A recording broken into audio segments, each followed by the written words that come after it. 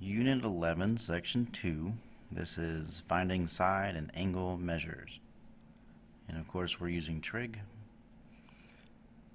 Part A, finding missing side lengths using trig ratios. So we want to find or use trig ratios to find the missing side length. Write your answer in trig form. That's important to know. I don't want decimals. Okay, so the only three that we're going to use today, we're going to have sine, and of course that's opposite over hypotenuse. We're going to have cosine,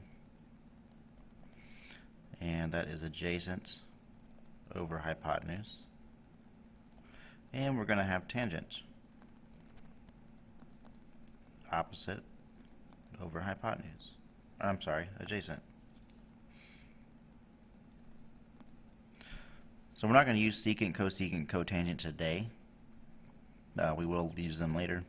But for today, only these three are the only ones we need. So how I would start these is similar to how I started yesterday. We have our angle that I give you, 42 degrees. I'm going to start by going across the triangle. And remember, if I go across, that would be opposite, so O. If my right angle is here, the hypotenuse is on this side, and adjacent would be the one that's left. Looking at this triangle, I only have two sides with something on it. Okay, so for this one, I don't have anything on the adjacent side, so I don't need that. I just need opposite, or I have opposite, I need hypotenuse. So looking at my three trig functions down here, the one that has opposite and hypotenuse is sine. So how I would start this is I would write sine, and then theta is my angle, so 42 equals opposite divided by hypotenuse. So we have 30 divided by x. Now I'm just solving for x. Okay, since x is on the bottom of this fraction, I don't want that. I'm going to move x over here by multiplying. Because you always do the opposite thing, right? So it's divided by x, now I multiply to move it. That would give me x times sine 42 equals 30.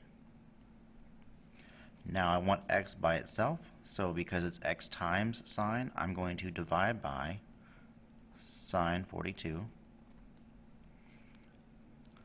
And my final answer for x equals 30 divided by sine 42.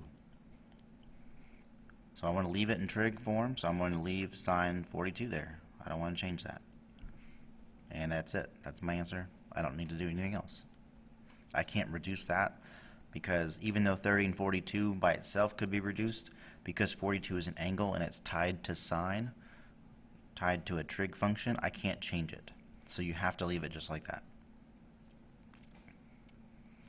Number 2. Start the same way. Here's my angle. I go across. That would be opposite. My right angle, hypotenuse, and the one that's left is adjacent. On this one, I don't have anything on hypotenuse, so I don't need it. I have opposite and adjacent. That would be tangent, right? So I have tangent of 23 equals opposite x over adjacent, 15. Okay, now this one, notice x is now on top. So all I have to do is get rid of the 15 or move it, and I have x by itself and I'm done. This one's a little easier. So much like on the last one, how I moved the x to the left side and I multiplied, I'm going to do the same thing with 15. So to move it over here, I simply multiply by 15. And look, I already have my answer. So I have x equals 15 times tangent of 23. And that's it. I don't need to do anything else. No decimals. Easy. 3. Here's my angle. I go across, opposite, nothing there. Here's my right angle, so that's hypotenuse and adjacent. Okay, this one I don't have anything on the opposite side, So adjacent and hypotenuse is cosine. So I'd have cosine of 39 equals adjacent x over hypotenuse 12. So again, same thing. I would just move the 12 over here, and I have x, and I'm done. So notice x can only be on top or bottom. If it's on top, I just multiply the bottom number to the other side, and I'm done. If it's on bottom, pretty much what happens, if you notice the x and the sine of 42, they just switch places. So if x is on the bottom, you can switch places with the trig function. If x is on top, I just multiply that number to the left side, and I'm done. So either way, it's not a whole lot. Hopefully that's relatively easy to do. And notice I don't need a calculator because I don't need decimals, I don't need any of that stuff. So that's it. That's the first part. Okay, second part is very similar, but now I'm doing inverse trig. So I will write those out real quick. All I do is take the ones I just used above, sine, cosine, tangent, and I switch the angle, theta, and the fraction. So I would have sine, and I put to the negative one, that's inverse, and then I have opposite over hypotenuse equals theta. So the angle and the fraction switch places, and I add a negative 1 to show that it's inverse. That's all I'm doing for these. So cosine, tangent are the same thing. I would have cosine to the negative 1, and then I put adjacent over hypotenuse equals theta, my angle. And then tangent, negative 1, this one's opposite over adjacent equals theta.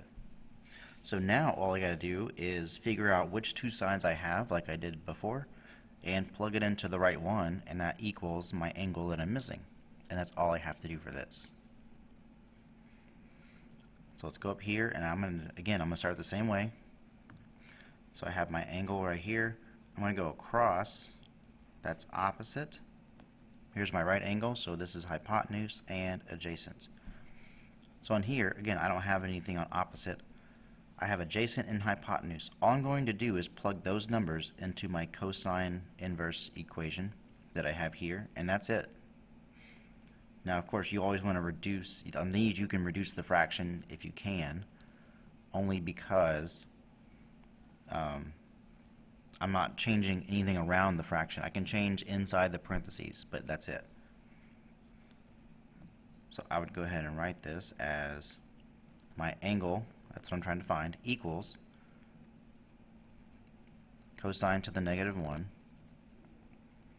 and then we have adjacent, so 30 divided by 37. Wow. I cannot reduce 30 and 37, so I would just leave that alone. That's it.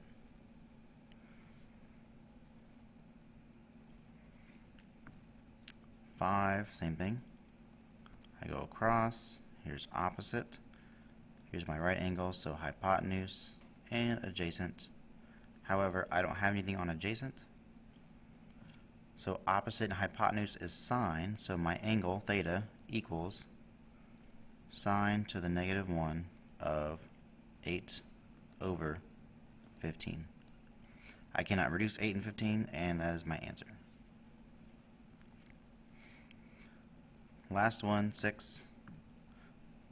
Here's my angle, go across, opposite, right angle, hypotenuse, adjacent. I don't have hypotenuse, I have opposite and adjacent. So this one would be tangent. So my angle, theta, equals tangent to the negative 1, and opposite, so 19 over 12.